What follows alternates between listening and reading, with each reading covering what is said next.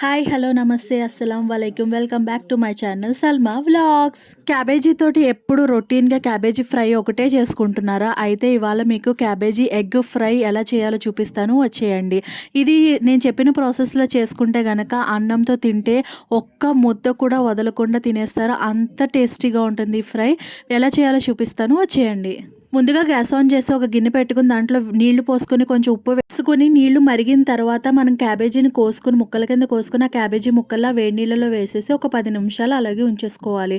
ఇలా చేస్తే మంచిగా అందులో ఏమన్నా ఉంటే కనుక పోతాయి అనమాట. ఇప్పుడు గ్యాస్ ఆన్ చేసుకుని దానిపైన కుక్కర్ పెట్టుకుని దాంట్లో ఆయిల్ వేసుకుని ఆయిల్ హీట్ అయిన తర్వాత కొంచెం జీలకర్ర అనేది వేసుకున్న తర్వాత దీంట్లో ఒక ఉల్లిపాయ అనేది హాఫ్ పీస్ సరిపోతుంది. హాఫ్ పీస్ ఉల్లిపాయని ఏం చేస్తామంటే ముక్కల కింద వేసుకుని అలాగే ఒక పచ్చిమిరపకాయను కూడా వేసుకుని బాగా ఫ్రై చేసుకోవాలి.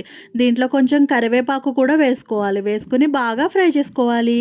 దీంట్లో ఇప్పుడు హాఫ్ టీ స్పూన్ అల్లం వెల్లుల్లిపాయ పేస్ట్ వేసుకొని బాగా ఫ్రై చేసుకోవాలి. తర్వాత కడిగి వేడి నీళ్ళలో వేసి ఉంచాం కదా క్యాబేజీని, దాన్ని స్ట్రెయిన్ చేసుకుని ఆ క్యాబేజీ పీసెస్ని ఇందులో వేసేసుకుని ఒక్కసారి బాగా తిప్పుకొని దీంట్లో కొంచెం ఉప్పు పసుపు కూడా వేసుకుని బాగా మిక్స్ చేసుకుని దీంట్లోంచి వాటర్ అంతా పోయేంత వరకు బాగా మగ్గనివ్వాలి.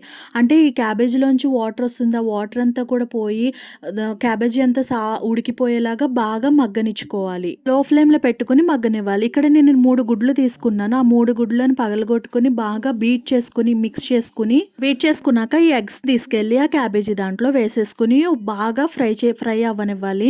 మొత్తం పోసేసుకుని బాగా మిక్స్ చేసుకుని బాగా ఫ్రై చేసుకోవాలి. తర్వాత దీంట్లో ధనియాల పౌడర్ వేసుకోవాలి, కారం కూడా వేసుకోవాలి. కారం మీ టేస్ట్ సరిపోయినంత వేసుకోండి. వేసుకుని బాగా మిక్స్ చేసుకున్న తర్వాత దీంట్లో ఏదైనా గరం మసాలా పౌడర్ వేసుకోవాలి. అలాగే కొంచెం కొత్తిమీర వేసుకుని బాగా ఫ్రై అవ్వనివ్వండి. మంచి స్మెల్ వస్తుంది, అంటే ఫ్రైడ్ రైస్ లాగా స్మెల్ వస్తుంది. తిన్నప్పుడు కూడా ఫ్రైడ్ రైస్ తిన్నట్టుగానే అనిపిస్తుంది. ఇలాగా సింపుల్గా క్యాబేజ్ ఎగ్ ఫ్రైని రెడీ చేసేసుకోవచ్చు. లంచ్ బాక్స్ రెసిపీ మీ కిడ్స్కి చాలా నచ్చుతుంది. ఒక్క ముద్ద కూడా వదలకుండా తినేస్తారు, అంత టేస్టీగా ఉంటుంది.